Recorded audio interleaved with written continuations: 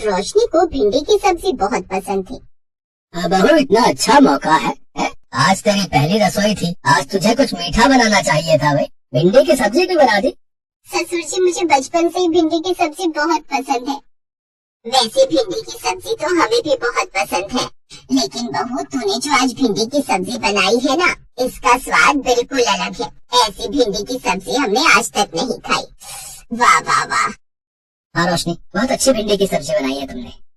खैर, खाना पीना खाने के बाद मोहन और रोशनी अपने कमरे में बैठे प्यार भरी बातें कर रहे थे, क्योंकि आज उनकी सुहाग रात थी। तभी रोशनी ने मोहन को दूध का गिलास दिया, लेकिन उसने देखा कि उसमें दूध का रंग हरा था।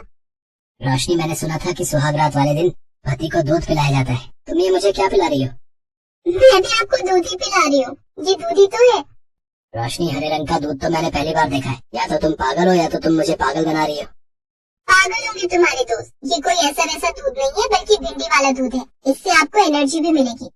खैर, किसी तरह मोहन ने वो दूध पिया और सुहाग रात मनाई। अगली सुबह उठकर उसने सभी के लिए चाय बनाई, लेकिन चाय में भी उसने भिंडी डाल दी थी। बहू, ये अब कुछ ज्यादा ही हो रहा है, तूने चाय में भी भिंडी डाल दी। सासू माँ, मैं बिना भिंडी के कुछ भी नहीं बनाती। इसका मतलब तुझे तो भिंडी की मिठाई भी बनानी आती होगी। सासू माँ, आपको कैसे पता चला? मैं भिंडी का हलवा, भिंडी के पराठे, भिंडी की बर्फी, भिंडी के पेड़े, भिंडी के समोसे सब बना लेती हूँ। उसकी बातें सुनकर सभी लोग जोर जोर से हंसने लगे। खैर, मोहन खेतों पर काम करने चला गया। तभी उसके सास ससुर ने देखा कि रोशनी अपने घर के बाहर आंगन में कुछ पौधे लगा रही थी। बहू, ये क्या कर रही है तू? सासू माँ, अब हमारे आंगन में कुछ ही महीने बाद भिंडी नजर आएंगी। बहू, जब तू भिंडी लगा ही रही है तो इसके साथ ही साथ लौकी, तुरई, कद्दू ये सब भी लगा दे।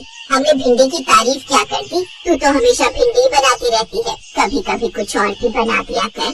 लेकिन कुछ सालों बाद ऐसा हुआ कि बारिश बिल्कुल नहीं हुई और सभी की फसलें पूरी तरह बर्बाद हो गई। माहौल ऐसा हो गया कि लोग भूखों मरने लगे। गांव की एक चाय की टपरी पर कुछ आदमी भूखमरी के बारे में चर्चा करने लगे। अरे भैया नंद किशोर, लगता है ये गांव भारत के नक्शे से अब जल्दी ही मिटने वाला है। बिल्कुल सही कह रहे हो भाई साहब। अब तो हम लोगों के घर में न खाने को अनाज बचा है और न ही दवाई कराने के लिए पैसे। पिछले 2 सालों से न बारिश हुई, न ही कोई कमाई हुई। तभी वहाँ पर भागता हुआ मोहन आ गया। अरे नंद किशोर चाचा, तुम यहाँ बैठे हुए, जल्दी से अपने घर में जाओ। तुम्हारे माँ बाप अब इस दुनिया में नहीं रहे। मोहन की खबर सुनकर सभी के रोंगटे खड़े हो गए। नंद किशोर ने अपना पूरा परिवार खो दिया। धीरे धीरे गांव के और भी लोग अपनी जान गंवाने लगे। लोग भूख की वजह से मरने लगे। मोहन अपनी आंखों के सामने गांव वालों को तबाह होते हुए देख रहा था, पर वो कुछ भी नहीं कर पा रहा था। मोहन, अगर ऐसे ही चलता रहा तो एक दिन हमारा परिवार भी हमारी नजरों के सामने खत्म हो जाएगा। मेरे मायके से थोड़ी दूर पर एक जंगल है, वहाँ पर एक बाबा रहते हैं, उनसे चलकर बात करते हैं, वो कोई उपाय जरूर बताएंगे। रोशनी, वैसे तो मैं इन बाबाओं पर और अंधविश्वास पर भरोसा नहीं करता, लेकिन अपने गांव को बचाने के लिए मैं कुछ भी कर सकता हूँ। बहू बिल्कुल सही कह रही है बेटा, हर बाबा पाखंडी नहीं होते। कुछ तांत्रिक आज भी मौजूद हैं जिनके पास बहुत ज्ञान है, वो जरूर कुछ कर सकते हैं। मोहन रोशनी के साथ उसके मायके के पास एक घने जंगल में पहुंच गया। वहाँ पर एक बाबा की कुटिया बनी थी। वो दोनों कुटिया के अंदर घुस गए। बाबा, ये मेरे पति हैं। मेरे ससुराल में पिछले 2 साल से बारिश ही नहीं हुई। हमारा गांव गरीबी रेखा से भी नीचे चला गया है। हमारे गांव की तरफ कोई ध्यान नहीं दे रहा। लोग भूख की वजह से मर रहे हैं। हमारी आंखों के सामने देखते ही देखते कई परिवार तबाह हो गए। रोशनी बेटिया, ये जो भी हुआ है ऐसे ही नहीं हुआ। उस गांव को उनके पापों की सजा मिली है। उस गांव में कोई भी ऐसा परिवार नहीं है जिसने हजारों पेड़ नहीं काटे। बाबा, आपने बात तो बिल्कुल सही कही। लोगों ने अपने घर बनवाने के लिए कई पेड़ काट डाले। कुछ लोगों ने तो पैसों के लालच में ही पेड़ काट कर बेच दिए। अगर पेड़ गलती से कट भी जाते हैं तो अपने घर के सामने 2-3 नए पेड़ लगा लेने चाहिए, जिससे ये कुदरत संतुलित रहती है। असंतुलन की वजह से ही बारिश नहीं हो रही। बाबा, इसका कोई उपाय तो होगा? तुम दोनों को मिलकर गांव में बहुत बड़ा भंडारा करना होगा। सभी को खाना खिलाना होगा और खाना खाते वक्त गांव का हर एक इंसान हर एक निवाले के साथ इस कुदरत से पेड़ काटने के जुर्म में माफी मांगता जाए, तभी बारिश हो सकती है। और बारिश होते ही सबसे पहले पेड़ लगाना, उसके बाद अपनी खेती करना, वरना दोबारा भूखमरी आ जाएगी। ठीक है बाबा, हम कल ही बहुत बड़ा भंडारा करते हैं। दोनों वापस आ गए। अब उसके सास ससुर भंडारे को लेकर परेशान हो गए। रोशनी, हम भंडारा कैसे रखेंगे? ये गांव बहुत बड़ा है। अब तो हमारे पास भी इतना अनाज नहीं बचा कि पूरे गांव को खिला सके। बेटा, अगर बाबा जी ने बताया है तो हमें किसी भी हालत में ये करके देखना चाहिए। क्योंकि इसके अलावा हमारे पास कोई दूसरा रास्ता नहीं है। अब वो लोग भंडारे को लेकर परेशान हो गए। तभी अचानक रोशनी के दिमाग में एक ख्याल आया। सुनिए, हमारे आंगन में जितनी भी भिंडी लगी है उन सब की सब्जी बनाएंगे ताकि सारा गांव खा सके। ये सुनकर उसकी सास हंसने लगी। बहू तो बड़ी भोली है। हमारे आंगन में जितनी भिंडी लगी है ना, अगर सारी भिंडी तोड़कर भी हमने सब्जी बना ली तो भी सिर्फ ज्यादा से ज्यादा 10 लोग ही खा पाएंगे। सासू माँ, मैं तरी वाली भिंडी बनाऊंगी। मुझे पता है कि तरी वाली भिंडी नहीं बनाई जाती, पर इसके अलावा कोई चारा नहीं है अपने पास। कम से कम 50 बाल्टी पानी डालेंगे और जितनी भी भिंडी है वो सब डाल देंगे। फिर ढेर सारा नमक और मसाला डालकर सब्जी बनाएंगे तो बुरी नहीं लगेगी। बहू बिल्कुल सही कह रही है, और वैसे भी अभी हमें स्वाद नहीं, लोगों की जानें देखनी है। तो ठीक है, मैं जल्दी से सारी भिंडी तोड़ लाता हूँ। बेटा, वो सब हम कर लेंगे। अभी तो गांव वालों को इकट्ठा कर, बाबा ने जो भी बताया गांव वालों को समझा दे। उसके बाद गांव के कुछ लड़कों को भी बुला लेना। अब लोग मिलकर भंडारा करेंगे तो जल्दी हो जाएगा। पिताजी, आपने बिल्कुल सही कहा। मैं भी सारे गांव वालों को इकट्ठा करके सारी बात बताता हूँ। मोहन गांव वालों को इकट्ठा कर ही रहा था कि उतने में 3 आदमी और ही दुनिया छोड़कर चले गए। पहले तो उनका अंतिम संस्कार किया गया। उसके बाद मोहन ने भंडारे वाली सारी बात गांव वालों को बता दी। बेटा, बाबा ने जो भी बताया बिल्कुल सही बताया। हम अपने फायदे के लिए पेड़ काट डालते हैं और ये नहीं सोचते कि हम अपने लिए ही गड्ढा खोद रहे हैं। हम सबको मिलकर जल्द से जल्द भंडारा करना होगा और कुदरत से और प्रकृति से माफी मांगनी होगी। हम सब तरी वाली भिंडी बनाने में रोशनी बहू की मदद करेंगे। आज रात भर कोई नहीं सोएगा इस गाँव में। हाँ, सारा गांव उस रात नहीं सोया। सब रोशनी के साथ मिलकर सब्जी बनवाने लगे। उन लोगों ने उतनी भिंडी में 50 बाल्टी पानी मिलाकर तरी वाली भिंडी की सब्जी बनाई। सब्जी बनाते बनाते सुबह हो गई। सारे गांव ने वैसा ही किया जैसा बाबा ने बताया था। 1 घंटे में ही बारिश शुरू हो गई। अब जल्दी से भंडारा शुरू करते हैं, लेकिन गांव वालों याद रखना, हर निवाला अंदर लेते समय उन पेड़ों को काटने के लिए कुदरत से माफी मांगते रहना। अगर एक भी निवाला बिना माफी मांगे खाया तो ये भुखमरी कभी खत्म नहीं होगी और ये गांव वीरान हो जाएगा। और उसी वक्त पेड़ लगाने शुरू कर दिए। उस दिन के बाद किसी ने भी पेड़ नहीं काटे और सभी खुशी खुशी रहने लगे। बिरजू एक शुद्ध शाकाहारी ढाबा चलाता था। पहले वो ढाबा उसके पिता मोहन चलाते थे और बहुत सारे लोग ढाबे पर खाने के लिए आते थे। वहाँ से 5 मिनट की दूरी पर एक बहुत बड़ा शिव मंदिर था। लोग मंदिर में पूजा के बाद ढाबे पर खाने के लिए आते थे। अरे मोहन भाई, रोटी और भिंडी मसाला देना। हाँ मालिक, बैठ तो चाहिए। स्पेशल भिंडी मसाला दे रहा हूँ, तो रोटी के साथ मस्त लगेगा। पता है भाई, तुम्हारे भिंडी मसाले के लिए तो आता हूँ। क्या भिंडी बनाते हो तुम?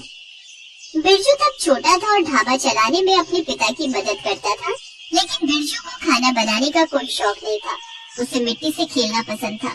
वो पत्थर से घर बनाता था। उस वजह से मोहन उसे डांटता भी था। उसके बाद बहुत दिन बीत गए। बिरजू बड़ा हो गया, मोहन बीमार पड़ गया। बिरजू की शादी हो गई और उसको एक बेटा भी हो गया। उसका बेटा 10 साल का हुआ तब मोहन का देहांत हो गया। जाने से पहले मोहन ने बिरजू से कहा, बेटा बिरजू, वो ढाबा मेरी जान है, उसे बंद मत होने देना। आप चिंता मत कीजिए पिताजी, आपका ढाबा कभी बंद नहीं होगा, ये मेरा वादा है। और उसके बाद मोहन ने आखिरी सांस ले ली। अपने मरते हुए पिता से बिरजू ने वादा कर दिया था। अब उसे वादा निभाना ही था, लेकिन उसे एक चीज ठीक से नहीं आती थी और वो है खाना बनाना। ढाबे पर लोग खाना खाने के लिए तो आते हैं, लेकिन बिरजू के हाथ में वो बात नहीं थी। बिरजू भाई, बड़ा दुख हुआ मोहन भाई के बारे में सुनकर। अब क्या ही कर सकते हैं, रोटी और भिंडी मसाला देना 1 प्लेट। हाँ मालिक, मैं भी लाता हूँ। बिरजू रोटी और भिंडी मसाला लाकर उस आदमी के सामने रख देता है, लेकिन खाते ही उस आदमी का मुंह बन गया। अरे ये क्या है, इस भिंडी मसाले में तो टेस्ट ही नहीं है। किसने बनाया है ये? जी मैंने बनाया है। क्या यार बिरजू भाई, इस भिंडी मसाले में वो बात ही नहीं है। अपने बाप से कुछ भी नहीं सीखा क्या? अब मैं यहाँ कभी नहीं आऊंगा। अरे रुक जाइए मालिक। लेकिन वो आदमी नहीं रुका। धीरे धीरे ढाबा खाली हो गया। निराश होकर बिरजू घर चला आया। उसकी पत्नी सरला ने पूछा, क्या बात है, दुखी क्यों लग रहे हो? क्या करूं सरला, मैं पिताजी के जैसा भिंडी मसाला नहीं बना सकता। तुम मुझे सिखा सकती हो? वो तो मैं भी नहीं बना सकती उनके जैसा, एक वही थे। अब क्या होगा? पता नहीं, मुझे कुछ समझ नहीं आ रहा है। लेकिन बिरजू की जारी दुश्मन राघव को बहुत कुछ समझ आ रहा था। राघव बिरजू का चचेरा भाई था। राघव ने जैसे ही देखा कि सब लोग बिरजू का ढाबा छोड़कर जा रहे हैं, वैसे ही उसने अपने पिता को ये बात बता दी। मनोहर बहुत खुश हुआ। वाह बेटा वाह, क्या खुशखबरी लाया है तू। अब बारी है मजा चखाने की। अब हम उसी के ढाबे के सामने हमारा रेस्टोरेंट बनाएंगे। रेस्टोरेंट बनाएंगे, लेकिन कैसे? हमारे पास तो पैसे नहीं है। पैसे उधार लेंगे और रेस्टोरेंट नहीं चला तो चलेगा कैसे? नहीं, हम स्वादिष्ट खाना जो बनाएंगे, हम बनाएंगे बेस्ट भिंडी मसाला। कैसे पापा? मोहन चाचा जैसा भिंडी मसाला बनाना ना तो आपको आता है और ना ही मुझे। टेस्ट कैसे आएगा? मेरे पास एक प्लान है। राघव ने अगले ही दिन बहुत सारे लोगों से कर्जा ले लिया और अगले ही दिन से रेस्टोरेंट बनाने का काम शुरू हो गया। बिरजू ने अपनी पत्नी से कहा, मर गए राघव और मनोहर चाचा रेस्टोरेंट बना रहे। अब तो मेरे ढाबे पर कोई नहीं आएगा। 1 महीने के अंदर रेस्टोरेंट बनकर तैयार हो गया और राघव ने बाहर लिख दिया कि यहाँ बेस्ट भिंडी मसाला मिलता है। नया साफ सुथरा रेस्टोरेंट देखकर लोग वहाँ जाने लगे। कुछ ही दिनों के अंदर सब लोग उसी रेस्टोरेंट में जाकर खाने लगे। जो बचे कुछ लोग ढाबे पर आते भी थे, वो भी जाते वक्त बिरजू को 2-4 बातें सुना कर जाते थे। अब बिरजू कैसे कहता कि उसे खाना बनाने का कभी कोई मन ही नहीं था। उसे तो पत्थरों से खेलना पसंद था। अब ये बात वो बोलने जाएगा तो लोग उसे पत्थर से ही मारेंगे। इसीलिए बिरजू चुप रहता और लोगों की बातें सुन लेता। धीरे धीरे उसके ढाबे पर लोगों ने आना बंद ही कर दिया। स्कूल में फीस न देने की वजह से उसके बेटे को स्कूल से निकाल दिया गया। घर में 2 वक्त चावल और साग बनने लगा। एक रात को बिरजू रो पड़ा। सब कुछ खत्म हो गया सरला। मैं अपना वादा नहीं निभा पाया। पिताजी मुझे कभी माफ नहीं करेंगे। ऐसा मत कहो, लेकिन मुझे एक बात समझ नहीं आ रही है। राघव इतना अच्छा खाना बना कैसे रहा है? टेस्ट कहाँ से ला रहे हैं वो? पता नहीं, सीखा होगा कहीं से। ये दोनों बाप बेटे सीखने वालों में से नहीं है। ये दोनों तो चोर लफंगे धोखेबाज हैं। मुझे लगता है कि ये दोनों मिलकर कुछ गलत काम तो कर रहे हैं। ठीक है, मैं देखता हूँ। अगले दिन सुबह सुबह उठकर वो बाहर चला गया और उसका शक सही निकला। राघव कहीं जा रहा है। बिरजू ने उसका पीछा किया। राघव चुपके चुपके कसाई के पास गया और मटन की चर्बी खरीदी। मैंने सही पकड़ा था। बिरजू ने अपने मोबाइल पर पिक्चर उठा ली। उधर सरला की तबीयत खराब हो गई तो उसके बेटे मुन्ना ने कहा, माँ आज मैं आपके लिए खाना बनाऊं? हाँ बेटा, कोशिश कर। मेरी तबीयत बहुत खराब है। मुन्ना रसोई गया और सामने भिंडी पड़ी थी। मुन्ना ने भिंडी मसाला बनाया। उधर मटन चर्बी वाली पिक्चर निकालकर बिरजू ने रेस्टोरेंट के बाहर चिपका दी। लोगों ने देखा और वो सब गुस्से से लाल हो गए। लोगों ने मनोहर और राघव को बहुत मारा और फिर उसे पुलिस के हवाले कर दिया। बिरजू खुश होकर घर लौटा और सरला को सब कुछ कहा। बहुत अच्छी बात है, लेकिन अब क्या होगा? हमारा ढाबा भी कैसे चलेगा? लीजिए भिंडी मसाला खाइए, मैंने बनाया है। बिरजू और सरला ने भिंडी मसाला खाया और उन दोनों की बोलती बंद हो गई। मुन्ना बेटा, तू तो बिल्कुल अपने दादाजी जैसा भिंडी मसाला बनाता है। सच? हाँ बेटा, तुझे तेरे दादाजी का टैलेंट मिला है। मुझे आज खाना बनाकर बहुत अच्छा लगा। मैं खाना ही बनाना चाहता हूँ। वाह बेटा, रुक जा, मुझे एक आइडिया आया है। मैं पत्थरों को भिंडी के शेप में काटकर हरा रंग करता हूँ और उन भिंडियों से ढाबा बनाता हूँ। लोगों को देखकर ही लगेगा कि ये शुद्ध शाकाहारी ढाबा है। वाह पापा, हम दोनों बाप बेटा मिलकर भिंडी ढाबा चलाएंगे। और फिर क्या था? बिरजू ने पत्थर की भिंडियों से ढाबा बनाया और ढाबा चल पड़ा। मुन्ना खाना बनाने लगा और बिरजू बाकी काम संभालने लगा। ऐसे ही बाप बेटा मिलकर मोहन का भिंडी ढाबा चलाने लगे और खुशी खुशी रहने लगे।